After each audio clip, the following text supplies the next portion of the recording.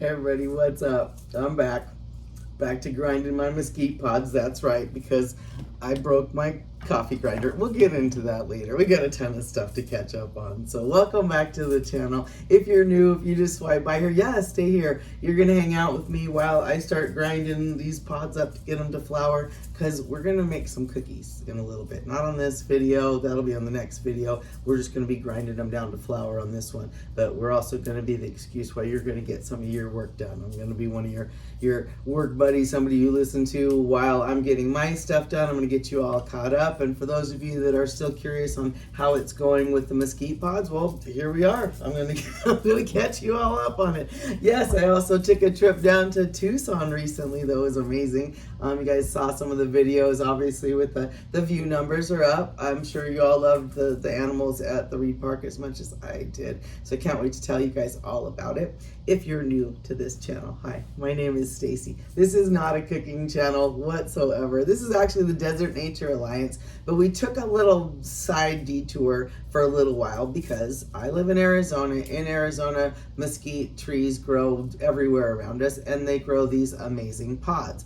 If you take the mesquite pods and you grind them down into flour, everyone said, oh, it's amazing. It's actually kind of expensive if you go buy mesquite flour, all that kind of stuff. Go back to the last few videos. That's what we've been talking about. That's what we've been working on. So you're not far behind. It's really easy to go back and find these. I think I need to make a playlist for it. I don't think I have a playlist for the whole mesquite thing. Whatever. Shouldn't be too hard to find. The channel's not that huge. Desert Nature Alliance. So we're working on it. So we went from me harvesting the pods to all the things it takes to now we're going to try to turn it into flour. We already have turned it into flour, and then turn it into cookies, hopefully. But what went wrong was I got a coffee grinder, and I was a little too eager. Let's be honest, I was too eager. I stopped grinding it as fine as I had been grinding them down, and I started just putting them in there, and I was like, and immediately it broke.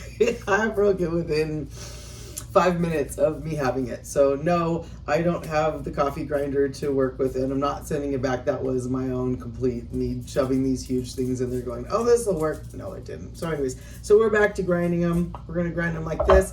That's why you guys have plenty of time for whatever work you're supposed to be doing. So yes, I did mention that I am a work buddy. I did have a few people who were watching my videos last time, and yeah, I said, I got some work done. You're pretty easy, you're pretty conversational there, Stacy. All right, well, good. Whatever it takes to get your work done, I'm happy to be here for you.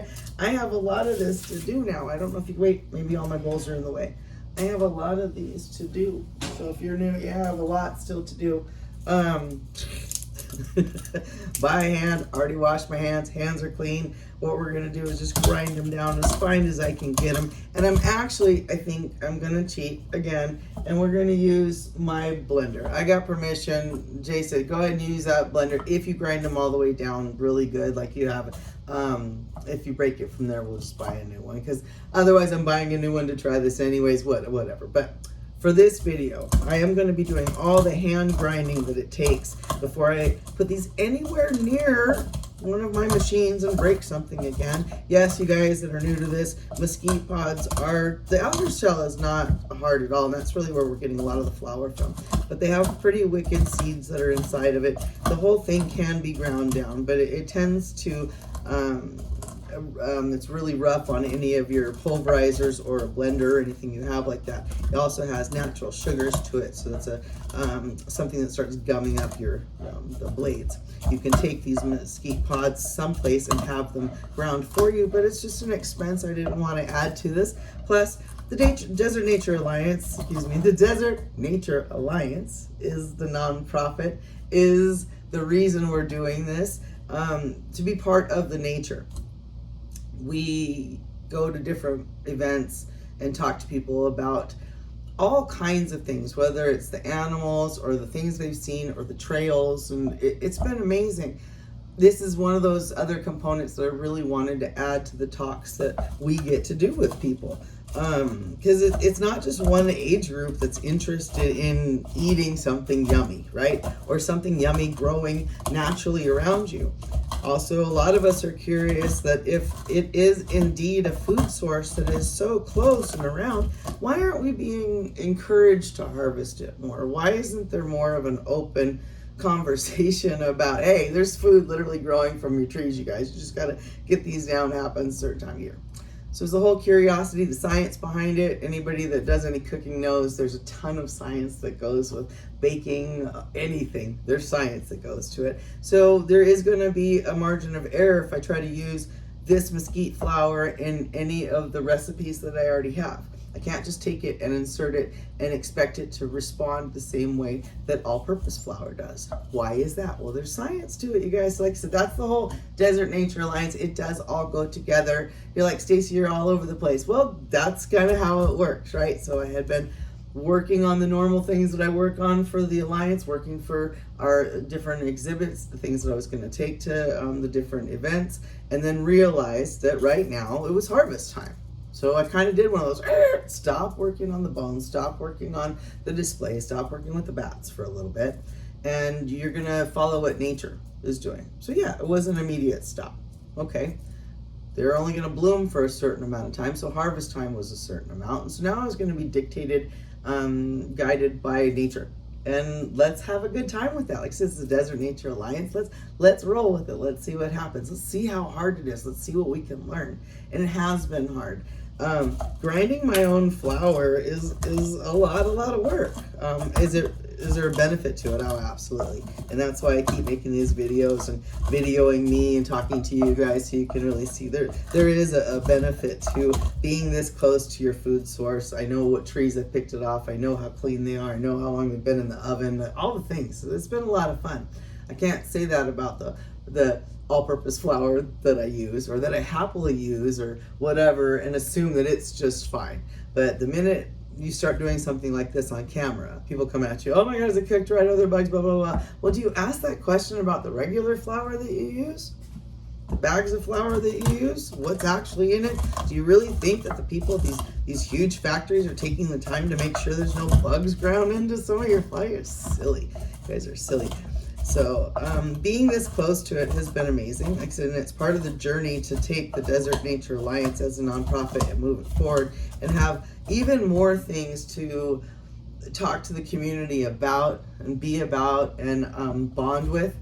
So it's not just the animals when I go out, it's all kinds of things now. And so now I can talk to tons of people that I maybe wasn't talking to before or hadn't talked to before, people that are reaching out now and they're saying, oh yeah, I've worked with the mesquite pods, or do you do this or that?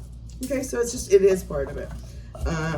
The Alliance part of it means being with everybody. And so that's what's gonna take me down to Tucson, okay? Because for me, Arizona is a very huge state. That's who we represent. Desert Nature Alliance is in Arizona. And the area that has actually shown us as a nonprofit the most love is down towards Tucson. I live in Pinal County, and Pima County has been the one area in particular that has invited us there a lot to show all the different things that we have, whether it's from just bats or bones or just to be part of their different events. And the people down there have been gracious and warm and wonderful. The kids have been really interested, and it's just been a really cool place to go. I have really good feelings towards Tucson.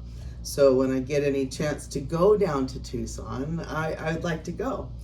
My husband, Jay, is my other half of the Desert Nature Alliance and does a lot of the stuff that everyone doesn't see, and some of it he does see. Sometimes he is out at the tables with me. He's also the one that is, we wouldn't have adopted part of the highway if it wasn't for Jay. We have two parts of the highway up here that we've adopted. So he does a lot of that stuff, and he doesn't really put himself on camera. He watches all the cameras, sends all that stuff to me, so he's a huge part of the DNA that you just don't see. So he had some classes that he could take down in a little past Tucson. I want to say it was down in Benson. In another life, Jay was in Desert Storm, and he was a Marine, and because of that, he is a veteran. And in this life, he likes doing sustainable things, and so he is learning all about sustainability, and that's going to be part of the Desert Nature Alliance as well. So I'm really excited for him. So the classes are down in Tucson, and as a veteran, they really encourage him to go in to learn these different things. And so, like I said, right now we're learning about the sustainability and possibly whether it's aquaponics or how you work with different, I don't really know all that. He's going to classes for it right now. So we're going down to Tucson, or he's been going down to Tucson, and I was like, well, I need to go on one of these trips. I don't really need to go to the class that he's taking, right? I don't want to go to the classes that he's taking. I want to go to Tucson. Haven't been down there for a while. I do like to eat down there. Shout out for people that know Tucson. Put it in the comments where your favorite places are to eat. I'm not picky. I like food. I shouldn't say I'm not picky. I'm not picky about whether it happens to be whether I'm looking for a burger or whether I'm looking for a steak or whether I'm looking for enchiladas. I like food. I like good food. So put it in the comments on what I'm going for. Whether you're telling me, oh, this is a really good steak, this is a really good burger, this is really, whatever. That's what I'm saying with that. I definitely was on a quest for good enchiladas. I got them. Yeah. Anyways, so want to get away from the food for a second. I'll start daydreaming over here and get back to the trip down to Tucson and why I wanted to talk to you guys about it. And if you haven't been to Tucson, why I think you should go. For me, it's only just a couple hour drive, and it changes the landscaping around me quickly because they get more rain. Their weather is a little more intense than where I live next to the Superstition. So immediately I sense the moisture, and there's more trees and that kind of stuff down there. They are known for more of the bird migration, and I just get excited. There tends to just be more animal life down towards Tucson. I'm not familiar. I'm still learning my way around it, but I still have love for it. When I go down there, like I said, I have been greeted with nothing but good. And so an artist that I genuinely respect, Ted DeGrassi's got a museum down there. And when I worked for the Phoenix Zoo, which is forever ago, I worked for the Phoenix Zoo, I was told about Reid Park all the time. They would brag all the time about Reid Park Zoo. They'd say it's a small zoo compared to Phoenix Zoo, which now I get it. I had never been there before. And when I was working for the Phoenix Zoo, felt like there wasn't really a big reason for me to go to another zoo. And I was like, you're dumb. You're really dumb. That's a really great zoo. So I've heard that for as long as I can remember. That Reid Park is a good zoo. So I really want to make sure I'm emphasize that. Reid Park is a really cool zoo to go to. So when I found out Jay had some classes down in Tucson again, I said, hey, is it possible can I go with you on this trip? And I want to stay right across from the zoo. I want to be like within almost walking distance. I want to be as close to the zoo as possible and just enjoy the trip. You go to your classes, I'm going to hang out, and when we can, we're going to go to the zoo. Now, another thing I want to bring to everyone's attention, if you have a library in your area, often there are free passes to go to different places like the zoo. Reid Park has free passes at our local libraries. You just go to the library, grab a couple passes, and voila, you get to go to this magical place for free. So, okay, well, let's do that. Absolutely. Let's make sure we are part of the system, so they don't stop doing those things and say, well, we're not going to offer those anymore because nobody uses them. No, quite the contrary. I'm going to tell you, go to your local libraries, see what kind of passes they have, what they're for out here. I want to say they're called cultural passes, maybe I can't say it right. You can find all kinds of different places that you can go. So check in with your library. So yeah, the art library had passes to go even. Okay, fantastic. Let's make these plans and go down there. So get a hotel that's right by Reid Park. And it was super, super hot, you guys. And I'm desert. I'm born and raised desert. So if I'm telling you it was super hot and windy, it was like being in a convection oven down there the whole time. And so I feel bad for those that travel and don't really understand desert weather, or understand that sometimes the weather can get just wicked out here and zap you. And that's the kind of weather that we had. So to be really careful on a lot of the stuff. I couldn't go hiking, couldn't take you guys out to go look for, I was going to look for some crested saguaros, do some stuff. Wound up not being able to film anything like that or go out like that because it is exceptionally hot, exceptionally windy. You'll catch a little bit of that sound on some of the, we were out looking for murals. Tucson's got amazing murals, okay? Amazing art down there. And every video I was trying to take, the wind is howling. I don't like to put other things on top of the videos. I tend to not put any kind of editing on them. Our videos are either the natural sound, one take kind of stuff. So unfortunately on a few of those I did put music on top of it, because otherwise all you're going to hear is just the wind howling. But I did make a video just to show you there's some palm trees by the hotel room that we're at, and the wind is blowing. But I want you, as you're watching that, to know it is blowing like 100 degrees. It is dry, hot, horrible. Oof, oof. So the weather going down there was it changed what I was going to wind up doing and videoing for us and videoing for the channel and all that kind of stuff. So sometimes you just have to be flexible with that kind of thing. So we decided, and because of my knowledge of working for the Phoenix Zoo, I know how it is. The earlier you go in the morning, the better you're going to see the animals, because that's when they're going to feed them, and the weather's better, all the things. The animals have slept, they're up. You've got this little window of time. So that's my advice for those of you that are traveling any zoo. Get up, get there as soon as the zoo opens. If there's any kind of special pass where you can get to the zoo a little bit earlier, absolutely, the morning is the way to go. Well, my husband and I, we got blessed enough that the hotel room that we were staying at was on the ground floor, and it had like its own little patio kind of thing that was right across from the pool. These big palm trees above it, and in the big palm trees above it was a family of Cooper's hawk. Oh, you guys, that was amazing. Those are beautiful birds. And one of the times when I was coming back out from the lobby or wherever I was walking out from, I saw it sitting on the wall next to our room. So get out the camera really quick. So that's, you saw that also on the channel. That is from down in Tucson. The amazing amount of natural wildlife you're going to see different times of year, because you get the migrating birds. You have a zoo, so you have birds that can hunt that are around there. Often birds that hunt, they'll be around these hotels because the trash cans and all that kind of stuff. So I'm always out looking for nature, see who's out and about. And so this time it was a family of Cooper's hawk. So you can see the nest, you can see the youngins up there. It was amazing. But again, the heat and the wind really prevented me from showing you guys a lot of that. It was just really loud videos and just too hot to be out there. And at a certain time, the birds just say, we're pretty much done. The zoo itself is fantastic. I put as many videos as I thought, give you the highlight without giving it all to you. Go to Reid Park Zoo if you get the chance. I wouldn't even say if you get the chance, make it a chance. Make it part of the trip of why you're going to Tucson. Go there specifically. Stay right around there. Enjoy all of it. If you're into golfing, there was a golf course that was like right across from there that had like a big driving range that looked kind of neat. A lot of people were over there. It had a whole bunch of dippy-doos and stuff for people to aim at. It wasn't like a miniature golf, it was for a driving range, but it looked pretty cool. But on the other side of that was the Reid Park Zoo. The animals are beautiful. The setup is beautiful. I couldn't praise it enough. People there were amazing. The volunteer education staff, fantastic. Shout out to them, absolutely.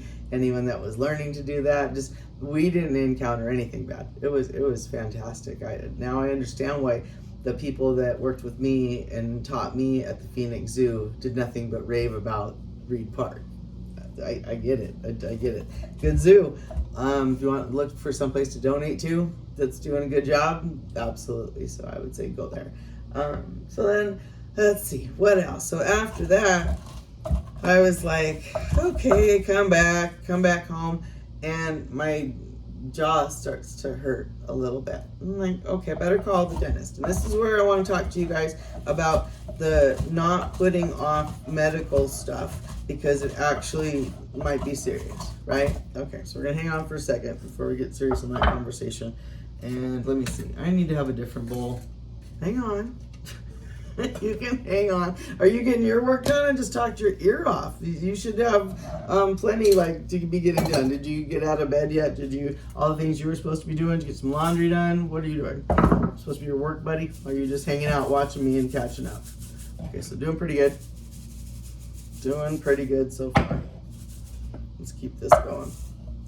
So anyways, where was I? Oh, that's right. Started having some pain in the side of my mouth. I'm like, okay, I think I got a tooth that's bugging me. I'm old. You guys know. Shout out. I'm Gen X.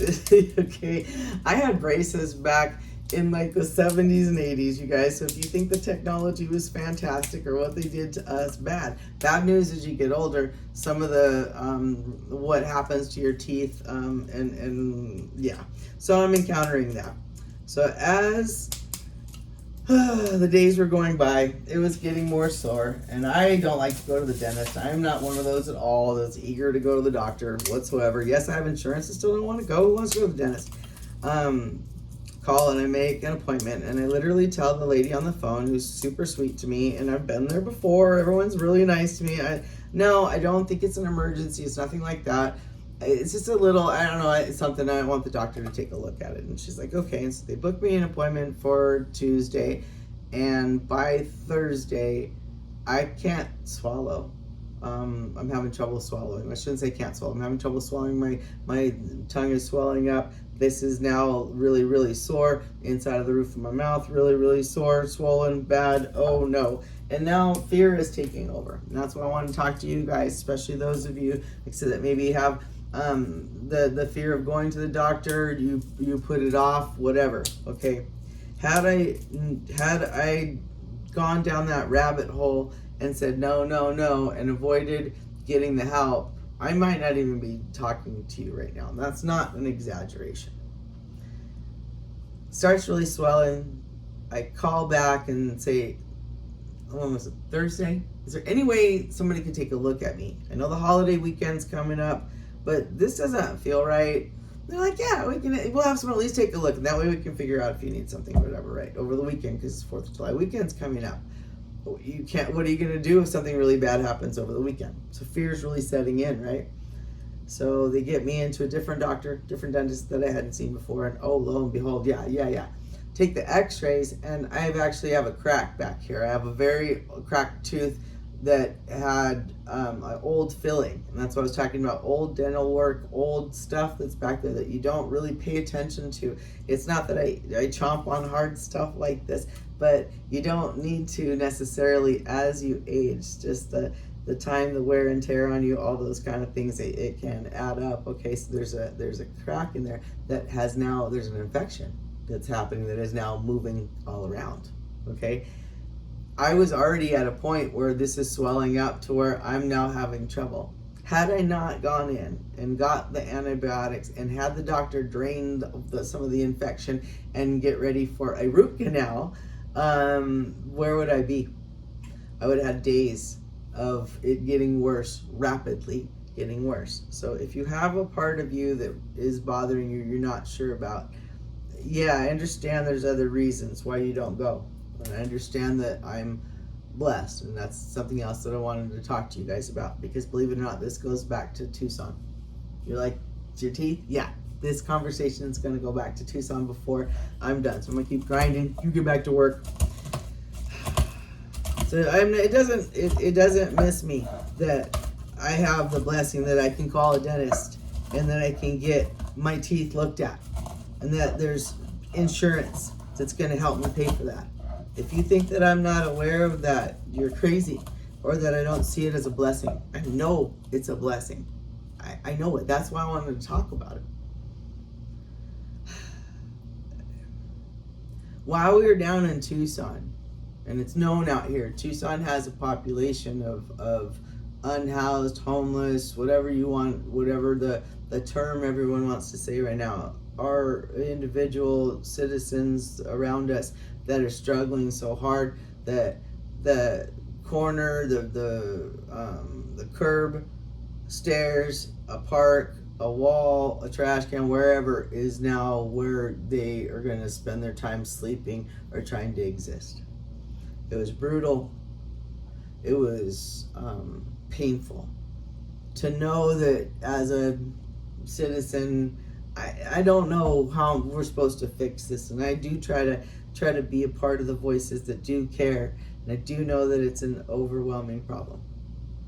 I do know that I'm blessed as I'm driving around that I can drive around, that I had a hotel. I get it. I get all those things. Like I said, it's not missed on me. I wasn't born into wealth. I don't even aspire to it. I say that all the time. Some of these people walking around as billionaires and stuff, making that much money, being that useless, being that horrible, being ultra wealthy about as attractive as rolling a Twinkie in dog poo to me. Like, you're not making being wealthy attractive or something I'm aspiring to if you have all that and yet you don't care, turn around or help, or I don't know, you're on another planet. You're not there with me. But as the citizen that I am, I'm like, man, I don't know what I'm supposed to do. Is there something to do? And I do want you guys to put it in the comments. If you made it this far into it and you're having this conversation with me, put it in the comments. Of the back and forth that I felt the whole time, seeing so many people on the streets when the wind is howling, it's 1,000 degrees outside. This is not heaven. This is about as close to frying yourself outside as possible. It's awful, harsh. Crispy is what I kept saying. It feels crispy here. Sad. At the same time, there's these beautiful murals. Beautiful. Like, I don't have words for. I don't understand the talent some people have. Shout out to the people making these murals. My goodness, the talent you guys have. Whoa. I love it. It gives me chills even thinking about it. I was jumping out of the car to take pictures of these murals. I wish every place embraced that level of art. Shout out to Tucson again for embracing your art community. But we need to fix something. I'm Arizona, you're Arizona, we're Arizona, we're desert. There's an alliance, and I don't understand where I fit into it, except my compassion, my voice, my focus, whatever I can do to say, hey, I was down at this amazing place. I was down at this place that fed me really well, and the people were really cool, and the zoo is amazing, and all the things, except, hey, a big part of their population is struggling bad. And what are we going to do about it? Are we going to continue focusing on the wrong crap, paying attention to somebody else's pool that's gone green? Or are we going to look in our own pool right in front of us and say, this one's green and it's worse? Okay. So yeah, the 4th of July was tampered for me in lots of ways. Don't know how I feel about a lot of it. But I was also in a lot of pain because of my mouth. So I watched the World Cup. Again, I know that there's a blessing. I'm sitting on a couch. I'm watching the World Cup. In my mind, though, still go back to Tucson. You can see this woman that was on the corner, you guys. And the vision of her doesn't go away, and I knew it when I was looking at her. I knew when we stopped at the stop sign, and I knew when I saw her on the corner. There's a saying that my family taught me. There but for the grace of God go I. And that's what I saw and felt when I saw her. She's younger than me by far. Come on, I'm like 57 years old. This was not that old of a person. She looked old because she was on the street. But she wasn't my age. She had already lived my life multiple times to get her there. I was at least 3 lanes over. If you want to know why I didn't jump out of the car or hand her my wallet or do something or fix it. Lots of reasons. I was in the middle of traffic. She had a really big dog next to her that, God love her, she had an umbrella shielding the dog from the wind and the sun, the incredible sun that Tucson will beat you down with, as she stood there. And she's shaking and she's holding her sign. And I'm breaking watching her. Because this gap between us could be the Grand Canyon. I'm in a car. I'm blessed. I got blessings. And I'm watching someone. And I don't know what takes you to that point specifically. But I know how many times in my life a magic net of somehow has caught me from getting there. From me being the one that fell that hard. From other reasons. from me having this kind of safety net where there's so much around it that it'll catch all the little tinies that you don't want, any of the perfections. There's no net for her. Though there's free passes to go to the zoo, she's not someone that can get to the library to get those, you guys. So she haunts me. It's haunting me. Going, you can't do better. You can't figure it out. It's not really my place or job to figure it out. But I refuse to lose empathy, and I refuse to not see it or not address it or understand or voice it, somehow get it out there that I did see her and she does matter. Her dog matters. And how scary that existence is. And that we can't have people in charge or leading us or an attitude overall that they don't matter. I get why it wouldn't for people that are in a lot of power, because we're just seen as cattle. And in the animal kingdom, let's be honest, and I've worked at a zoo. I know how brutal this is. I work, everybody shout out to Monkey Village. You ever work in Monkey Village, they'll let you know how the animal kingdom is. If there's an animal around you that's sick or weak or a problem, the rest of the group doesn't want to be around it because you're the target.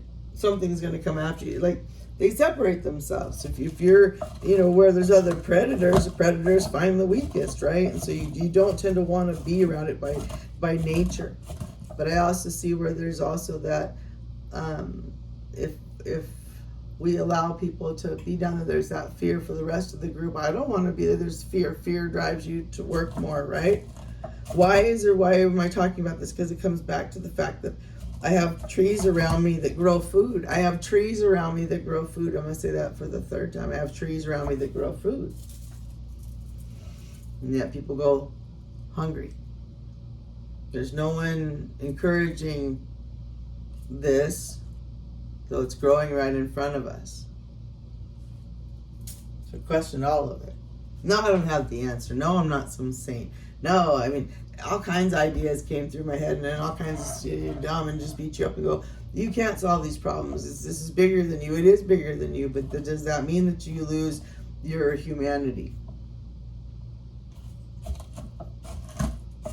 And so maybe that was what made it a little harder for me to celebrate the 4th of July. Maybe seeing a horrific picture that, again, I can't get out of my mind of a woman younger than me that I don't want to there, but for the grace of God go I.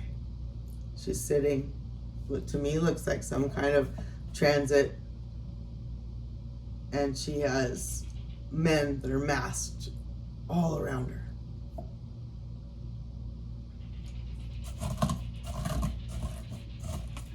We got a lot of fixing to do, people.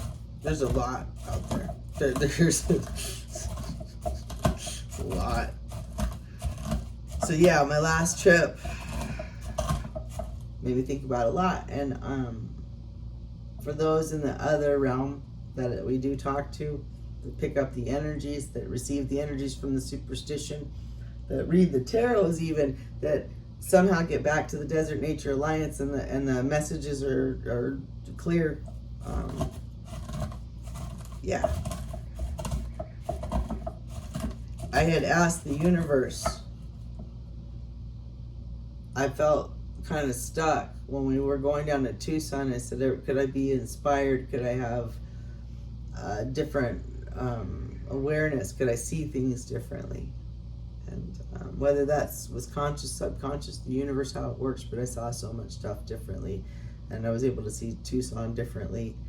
And I still love it. And I still want the best for it. And I can still understand the times in life where maybe something was doing really well and then it's not doing very well, and then it needs to kind of fix itself and kind of rediscover and turn into like a new creature altogether. And maybe that's me or you or what's happening in Tucson right now. But Tucson's not someplace that we are going to easily let go of. There's a lot of really good down there, and we're not going to do that. This is not how, we're not going to do that.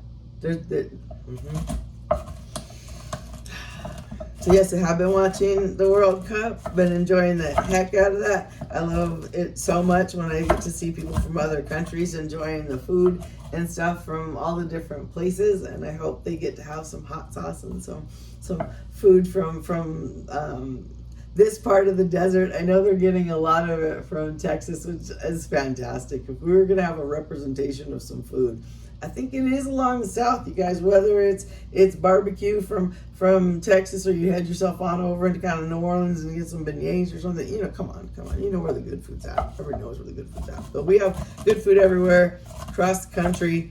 Go out and explore it and try different things and question the food that you're eating, what, why, and why you can't break out of the weird little shell of it has to be only this kind, only this company. Well, it's because one company controls all of the different cookies you have. So instead of having different varieties and trying different flavors and different companies, you get as many flavors of an Oreo as anyone could humanly or AI can come up with for you. That's what's happening. So again, so it all comes back. You're like, how is this all coming back, Stacey? I want you to think about it. It's all coming back. I have food that grows naturally on the trees, but no one's encouraging us to try to make it on our own. They want us to only go out and buy the stuff that's now becoming too expensive for a lot of people. Okay, so there's a whole system that is in place that's kind of weird and not. And so that's what you're watching, is some of us that are going, okay, well, I'm going to try something different and try it through science and see what happens. Go back to how something was done originally and say, maybe let's rework it and see what's going on with it. Why did we stop using this?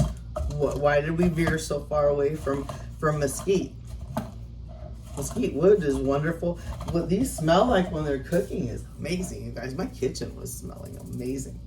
Okay, back to my little workers. Everybody that's out there that's using me as your mirror working, are you getting your work done? Are you getting your dishes done? How are you doing? Well, shout out to you for that. I'm very proud of you. Did you get your laundry going? What else? Vacuuming. Who else has got some work out there they were supposed to get done and they were going to use me? If you were one of those that I know that you watched for 15, 20 minutes at least and you didn't even get up, shake the bed out, come on, open up the windows a little bit. Fresh air is the way to go. Get you some water. Ooh, I need something to drink really quick. I need my coffee. I don't know where to put my coffee at. Dang it, my coffee is out of reach. So,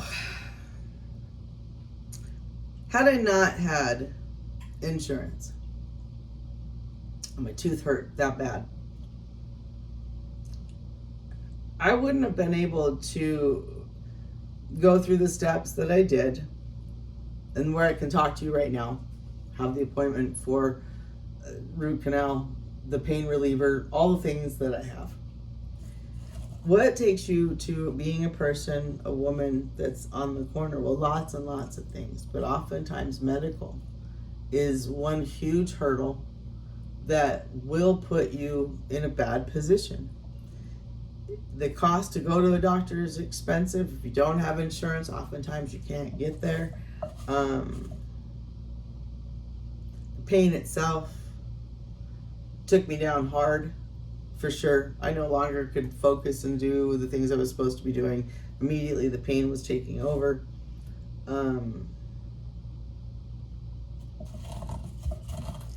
Just want to get the message out to those of you that there's got to be more availability in the steps that stop you from falling so hard. And maybe I can't fix certain things, but if there's a step that's right in front of me, then maybe we can look at that. I also have been conflicted. Again, I want you to put it in the comments if you've watched this far. Shout out to you. You either should be working or you're invested in this conversation, and I appreciate you very much for it. I was taught, if you saw somebody standing up on a ledge of a building and they were going to jump, you're supposed to do everything you can to stop that person from jumping. How is the woman on the corner who's crippled over from whatever now is messing her up so incredibly bad, whether it's her mental, her physical, her disease, drugs, you name it, all of it at this point, and she's shaking with her sign. If she was standing on top of a building, would we treat her different? Is location all that it would have taken to get her some extra help? It's okay to drive by that, but like I said, if we put her up there and she's threatening, you're like, well, she's not threatening to kill herself. Well, when do you get help? At what point did you give the help? When so confusion is what I was going to say. All of it. Why I'm back to grinding. Why it made it so easy to go back to grinding. Because I think it's a larger conversation in the science realm that we could come up with better solutions. I don't know if we're being stifled to, but I think we can come up with some better solutions. Whether it is other areas to get misting, shelters to cool you off, serious help for those that need it, multi-levels of different things. I think we can do it. I think we can. I don't think we give up on areas. We're not going to give up on the people down there. And I think with our science and our background, we're going to go back to the grind. We're going to go back to the hard work of going, okay, I'm a huge step back and say, I may not be the person that's solving all of everybody's world's problems and stuff that's out there, but could my energy go into a positive direction that helps lift up that extra corner, that extra something, somebody that's already working towards it? Let's see what we can do out there. Let's see what we can do, you guys. Okay? All right, so I need to get a lot more of this grinding than I have done when I'm talking to you, but it still feels really good. I needed to share with you guys. I needed to get some of that out and just to really express the care, the love that I have, and that I think that really we could refocus and we could come up with, we could do better. Let's try to do better, okay? If you're feeling bad, if there's some kind of illness somewhere on you, please try to reach out and get yourself some medical care. I don't want you to end up in a bad situation in a bad way. We do care about you. Make sure that you're taken care of. Do what you can, okay? We definitely understand it. For those of us that are like, you know, when they talk about people's medical being taken away from them, it's incredibly important, or why you work someplace or why you'd stay someplace is because, you know, a bad medical bill or something going wrong with your health is not something that you get to take for granted. It's really not. And you shouldn't. You should value it. And if you are healthy, then it's something that you should say thank you for every day. And give the grace to those that you're seeing that are struggling really hard with it in whatever realm. It's a blessing to have good health, is what it is.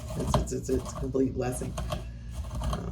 So on a happier note, on an exciting note, been watching those that have a lot of really good health. Been watching the World Cup. Like I said, I've been watching them come over and eat and do all the different things. And I would encourage you to watch some of that too, because it's just really uplifting to see all the fans from everywhere, and they're just having a great time. So, all right. I think it's time for me to stop.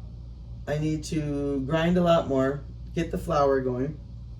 I'm going to sift it a lot through. I'm even going to kind of go through my sifter. Sift it through here, really make sure I get out any of the little fine pieces, and then I'm going to separate some off, and we are going to try to make some cookies. We're either going to use Mrs. Fields, or either going to use her recipe or the Toll House. I looked at her, look at the recipes were basically the same, the ingredients were basically the same. The thing I did notice was that the temperature, there was a lower temperature that we were going to use. All right, so we're going to check that out. So gonna be making some cookies with our mesquite flour. Gonna spend some time being grateful, working by hand, being a little bit closer to the food that we consume. Put it in the comments. I appreciate all of you that have been spending the time watching the videos and getting the channel to move just a little bit. We're not a normal channel. It's never gonna be a normal channel. I'm never gonna be a normal host of a channel. soon enough we're going to be back with the bones and all that stuff. But I am really enjoying this time here. If you're enjoying spending it with me, like I said, put it in the comments. If I missed anything, I'm going to find out when I go back and rewind through this and see, like, did she talk about that? What are you talking about? What did you babble about on this one?